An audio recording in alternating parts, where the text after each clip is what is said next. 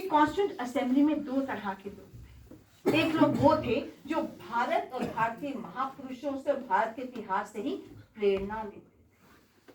दूसरे वो थे जो मानते थे कि भारत में कुछ भी ऐसा नहीं है जिससे आप प्रेरणा ले सके, वो बाहर से ही प्रेरणा लेते थे। वेस्टर्न एजुकेटेड, वेस्टर्न जितने भी हमारे महापुरुष हैं, वेस्टर्न इवेंट्स हैं, वेस्टर्न मॉडल ऑफ डेवलपमेंट। तो इसलिए जब आर्टिकल 1 लिखा गया, उसमें लिखा गया इंडिया दैट इज भारत। यहाँ पर मेरा या कामेश्वर जी का, आदिश जी का, स्मृति के दो नाम तो नहीं है। यहाँ क्या लिखा गया? India that is Bharat. Japan के दो नाम नहीं है, अमेरिका के दो नाम नहीं है, इंग्लैंड के दो नाम नहीं है। तो यहाँ दो नाम किस लिए? India that is Bharat. हम इंडिया है या भारत है हमें खुद ही नहीं पता, उस कंफ्यूजन में जी रहे हैं। इंडिया क्या है और भारत क्या है? इंडिया तो 1947 में जन्मा है। वो एक नवजात शिशु था। उसके दादा दादी कौन थे, नाना नानी कौन थे, उसके प्रेरणा स्रोत कौन थे, जानना हो तो हजारों साल पुरानी सभ्यता भारत को देखो।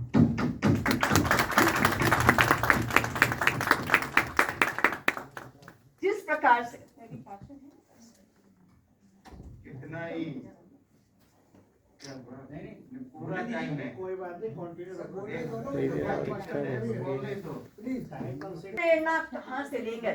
भारत के इतिहास से, भारत के महापुरुषों से, या हम वेस्ट से दें? ये दो तरह की। फिर जो आर्टिकल 1 लिखा गया, इंडिया दैट इज भारत लिखा गया। तो इंडिया दैट इज भारत में इंडिया नया नया आया था। कौन है इंडिया? देखना है तो भारत को। और भारत क्या है? भा और रथ, यानी ज्ञान के प्रकाश में लगे हुए लोग ऐसे हैं भारत के। हमारे कॉन्स्टिट्यूशन में, हमारे इंडिया के कॉन्स्टिट्यूशन में बेसिक प्रिंसिपल्स होते हैं, बेसिक फीचर्स होते हैं। फेडरलिज्म है, पार्लियामेंट्री फॉर्म ऑफ गवर्नमेंट है, प्रेजेंट है, उसके बाद यूनिवर्सल एडल्ट फ्रेंचाइज है, फंडामेंटल राइट्स है, जुडिशियल रिव्यू है। ऐसे ही भारत के 5 फंडामेंटल फीचर्स हैं। मैं चाहूंगी कि आज हम सब लोग उनका वो 5 फंडामेंटल फीचर्स भारत के क्या है, जिसके ऊपर हमारा संविधान बेस्ड है। हमारा संविधान ऐसा क्यों है? हम ऐसे जो हैं वो ऐसे क्यों हैं? क्योंकि हम भारत से प्रेरणा लेते हैं। और भारत क्या कहता है? भारत का पहला फंडामेंटल फीचर है ईशावास्यम इदम सर्वम, यानी कण कण में भगवान है। भगवान वो नहीं है जो सातवें आसमान पर बैठा हुआ है। भगवान वो नहीं है जो कहता है कि आप सिनर हो और मैं आपको आकर तारूंगा। नहीं, भगवान वो है जो आप में भी है, जो मुझ में भी है, जो कण कण में भगवान है। आदमी आदमी है या औरत है या किसी भी कास्ट का है, किसी भी जाति का है, वो कहीं भी रहता है, कोई भी भाषा बोलता है, वो कीट पतंगे में भी वही है, पशु पक्षी में भी वही है, प्लांट्स में भी वही है, ग्रहों में भी वही है, सूरज चंद्र और पाताल में, धरती में, हर जगह वही है। तो कण कण में भगवान है। इस पूरी धरती का हर एक कण पवित्र है, दिव्य है और भव्य है। यह है ईशावास्यम इदम सर्वम। इस कारण से हमारे डिस्क्रिमिनेशन नहीं है। आर्टिकल 14 कहां से आया कॉन्स्टिट्यूशन में? आप कहेंगे इसमें क्या है? आर्टिकल 14 तो दुनिया के सब कॉन्स्टिट्यूशन में आया होगा। आंसर इज नो, वो नहीं आया। हिंदुस्तान के कॉन्स्टिट्यूशन में आर्टिकल 14 आया क्योंकि भारत मानता है कण कण में भगवान, ईशावास्यम इदम सर्वम। दूसरी बात, भारत मानता है कि एकम सत विपरा बहुधा वदन्ति। सत्य तो एक है, ईश्वर तो एक है, उस तक पहुंचने के अलग अलग मार्ग हैं। आप राम कहें, आप कृष्ण कहें, आप नानक कहें, आप महावीर कहें, आप अल्लाह कहें, आप जीसस कहें, किसी को कोई फर्क नहीं पड़ता, सब सच है। We accept everybody as true. So that's why Bharat में we don't tolerate anybody. We accept the other as true. तुम भी सच हो और हम भी सच हैं। तुम अपने ईश का पालन करो, हम अपने ईश का पालन करें, सभी उस ईश्वर तक जाएंगे। इसलिए यहाँ पर रिलीजियस परसिक्यूशन, यहाँ पर माइनॉरिटी का शोषण मेजॉरिटी नहीं कर सकती।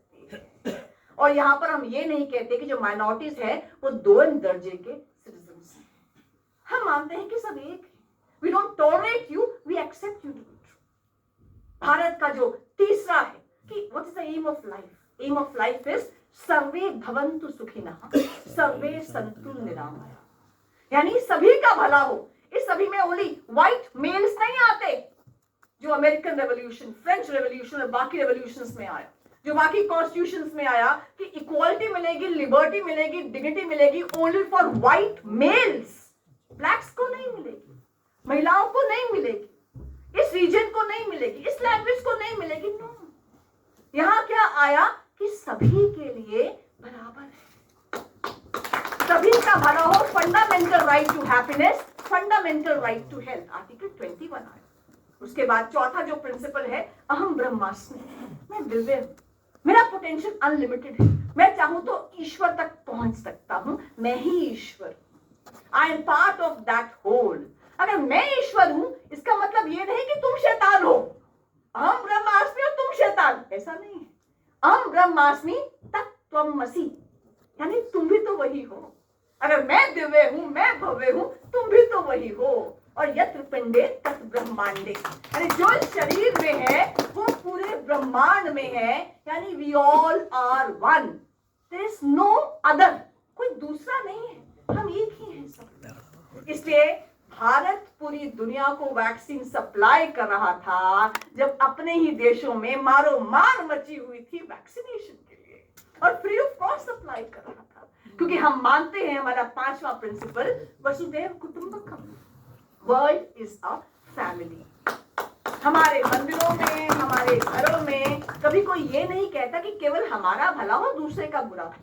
हम कहते हैं विश्व में शांति हो, हम कहते हैं सबका भला हो, क्योंकि हम इस चीज को मानते हैं। और यही बेस है, यही पांचों बातें बेस है हमारे इंडिया के कॉन्स्टिट्यूशन की। इसलिए यहाँ आर्टिकल 14 आया, आर्टिकल 19 आया, आर्टिकल 21 आया।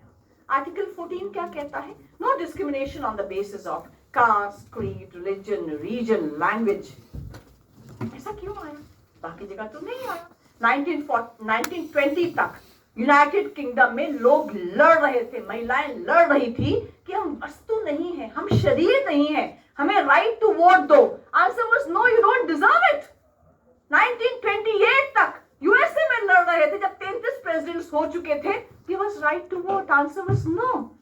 स्विट्जरलैंड में 1971 तक ये लड़ाई चली। 1959 में रेफरेंडम कराया गया, स्विट्जरलैंड के लोग बताओ महिलाओं को राइट टू वोट दें, answer was no, they are not capable of exercising it, don't give them। 12 साल तक लड़ना पड़ा, तब राइट टू वोट मिला, मैटरनिटी बेनिफिट्स तक अब तक लड़ रहे हैं। हमें कहा जाता है वेस्ट को देखो, वेस्ट को देखना है, राइट टू स्पीच में देखो ना, article 19 right to speech. Right to speech में सोक्रेट्स वेस्ट में हुआ। सोक्रेट्स अलग अलग सवाल पूछता था, यूनिवर्सिटीज में घूमता था, वो कहता था कि अलग अलग जो ईश्वर है उनको क्वेश्चन करो, अपने ईश्वर खुद बनाओ, हर चीज पे क्वेश्चन करता था। उसको जहर का प्याला देकर मार दिया गया। गैलीलियो ने क्या कहा?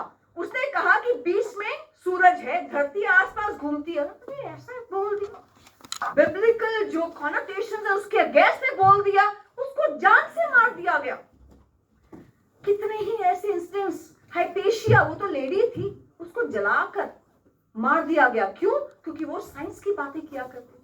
हमारे यहाँ चारवाक ऋषि हुए, खाओ पियो ऐश करो, कर्ज लो और घी पियो। दूसरी दुनिया किसने देखी है? जो है यही है, ईट ड्रिंक एंड बी मेरी। किसने जलाया नहीं, किसने कोड़े नहीं मारे, किसने जहर का प्याला नहीं दिया, उनको भी महर्षि कहा गया। तो आर्टिकल 19 देखना हो तो भारत को देखो। कैसे देखो? क्योंकि हम आते हैं उस भारत से जहां कहते हैं कि कोई कुछ कह सकता है, सबकी अपनी अपने विचार। तीसरी और अंतिम बात, आर्टिकल 21 और 25 की हम बात करते हैं। आप देखो 1950 में हम आजाद हुए, लेकिन हमारी 1947 में दो भुजाएं कट गई थी। 47 में यहाँ पाकिस्तान कट गया, वहां बांग्लादेश कट गया। पाकिस्तान और बांग्लादेश में एरिया तो यही था, लोग भी यहीं के थे, यहाँ पंजाब के लोग थे, यहाँ बंगाल के लोग थे, रहन सहन वही था, खान पान वही था। क्या फर्क था? कोई फर्क नहीं था। फर्क ये था कि वहां से भारत निकल गया, और भारत निकल गया तो वहां क्या आ गया? Only majority has the right to live, only one religion has the right to live, you don't have a right to live, minorities, women, no right to live. वो कट्टर राष्ट्र बन गए, भारत भारत रहा। इसलिए मैं कहती हूँ कि हम ऐसे हैं, हम ऐसे क्यों हैं, हम ऐसे इसलिए हैं, और जानना हो तो इंडिया को भारत की नजर से देखो। अब भारत का संविधान में जो तीसरी कंफ्यूजन रही, जो आखिरी कंफ्यूजन के बारे में बात करूंगी, कंफ्यूजन क्या है, जो पार्ट 17 है भारत के संविधान का, ऑफिशियल लैंग्वेजेस, राजभाषा, आर्टिकल 343 से 351 तक। चैप्टर 1 कहता है language of the union.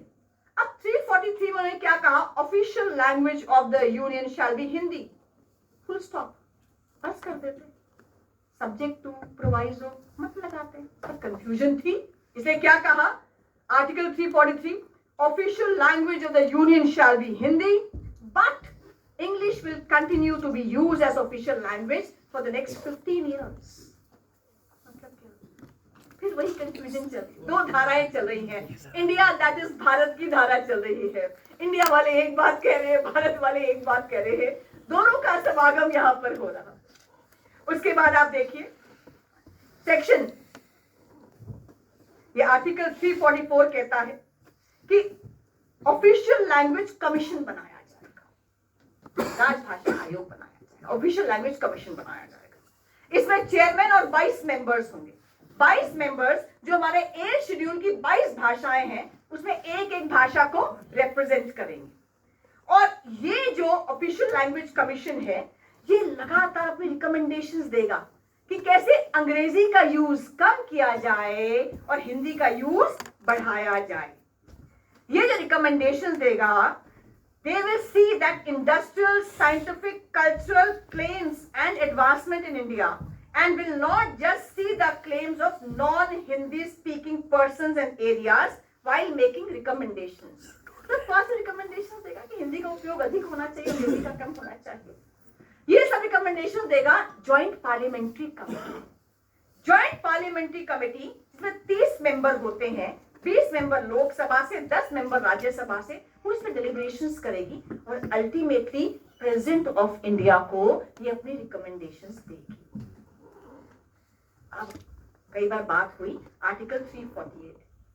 Article 348 क्या कहता है, governor of a state with the previous consent of the president of India, वो चाहे तो अंग्रेजी के साथ न्यायालयों में हिंदी का उपयोग भी अलाउ कर सकता है, मातृभाषाओं का उपयोग भी अलाउ कर सकता है। लेकिन जो पहले के सेक्शंस आ गए ना, वो क्या कहते हैं, ऑफिशियल लैंग्वेज कमीशन बनेगा, वो जेपीसी को देंगे, जेपीसी प्रेसिडेंट को देगी, उसके बाद प्रेसिडेंट कुछ कर सकता। इतना लंबा चौड़ा कभी हो पाएगा क्या? हो पाएगा? और उसके कारण लगातार क्या होता गया, जो हमारी मातृभाषाएं हैं वो भी पिछड़ती गई। क्यों? क्योंकि 349 कहता है, उसके बाद के जितने भी सेक्शंस हैं पहले भी, वो कहते हैं कि स्टेट्स की भाषा क्या होगी, स्टेट्स की भाषा अंग्रेजी होगी। अगर वहां का गवर्नर चाहेगा तो साथ में स्टेट की अपनी भाषा भी आ सकती है। दो स्टेट्स आपस में बात करेंगे तो किस भाषा में बात करेंगे, अंग्रेजी में बात करेंगे। हाँ, लोग चाहे तो तभी उसमें कोई और भाषा ला सकते हैं। यानी इफ्स एंड बट्स पूरे कॉन्स्टिट्यूशन में आ गए। ऐसा लगा कि वो चाहते थे हिंदी को लाना, लेकिन शायद उस समय स्थिति वैसी नहीं थी और शायद उस समय संकल्प वैसा नहीं था। परिणाम क्या हुआ? परिणाम ये हुआ कि अंग्रेजी आज लैंग्वेज नहीं है, ये स्टेटस बन गई है, ये इंश्योरेंस बन गई है। स्टेटस क्या बन गई है कि अगर 10,000 की नौकरी भी चाहिए तो अंग्रेजी आनी चाहिए। इंश्योरेंस क्या बन गई है, नौकरी चाहिए या शादी करनी है तो लिखना होता है, बताना होता है, हाँ अंग्रेजी आती है। वहां पर आपने एक लैंग्वेज को उठाकर एक स्टेटस सिंबल का कर दिया।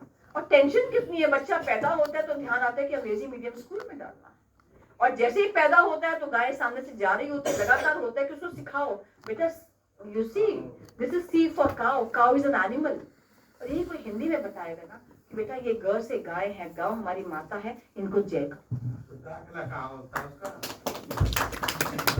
तो भाषा कभी, तो उसको कहते हैं ना कि McDonald's never comes alone, it comes with a culture, it comes with a civilisation.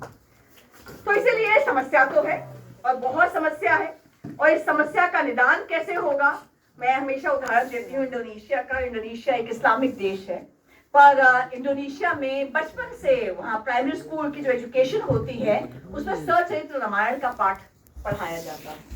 उसमें विद्या की देवी सरस्वती को माना जाता है, उसमें ज्ञान के देवता गणेश जी को माना जाता है। तो एक बार किसी ने वहां से पूछा कि what is this, like you an Islamic country, how come you are teaching Ramayana in your primary education. तो उनको कहा गया, उनको जो उत्तर मिला वो ये था कि we have changed our religion but we have not change our history, our culture, our civilisation. तो हिंदी और जो मातृभाषाएं हैं वो हमारा कल्चर है, हमारी सिविलाइजेशन है, वो सिर्फ लैंग्वेज नहीं। वहां इंडोनेशिया में जो संविधान है वो कहता है धर्मो रक्षति रक्षतः। उनकी एयरलाइंस का नाम है गरुड़ा, जो विष्णु वाहन है, और जो करेंसी नोट्स है वहां पर गणेश जी बने हुए हैं।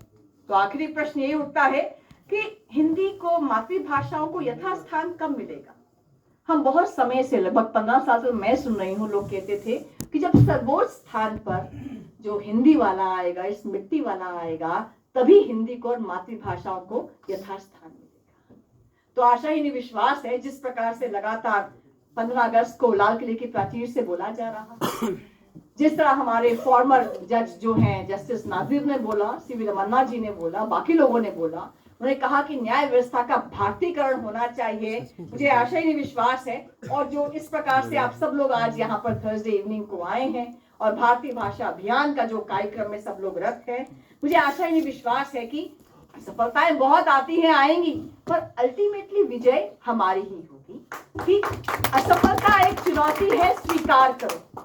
क्या कमी रह गई देखो और सुधार करो। जब तक न सफल हो नींद चैन को त्यागो तुम, संघर्ष का मैदान छोड़ मत भागो तुम। कुछ किए बिना ही जय जयकार नहीं होती, हम कोशिश करने वालों की कभी हार नहीं होती। जय हिंद, जय भारत। भारत माता की